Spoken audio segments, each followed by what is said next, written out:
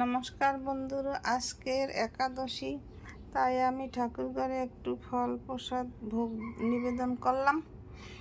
এই দেখুন আপনারা, আমি সামান্য কিছু ফল প্রসাদ আর সামান্য একটু মিষ্টি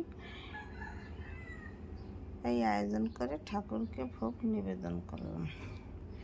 আজকে একাদশী, তাই আমি ঠাকুরকে ভোগ নিবেদন করলাম। এখন আমি আরতি করে নেব।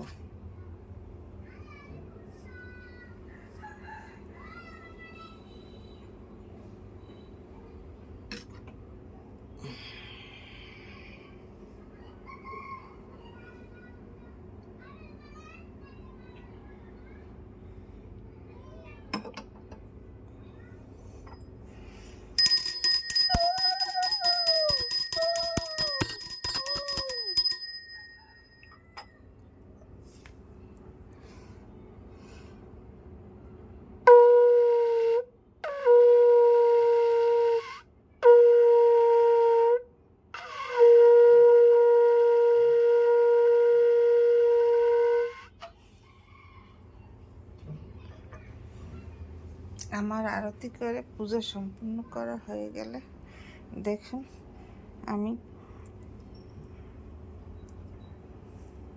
একাদশীর দিন ফল প্রসাদ দিয়েছি, ভোগ নিবেদন করে এখন প্রণাম করে নেব।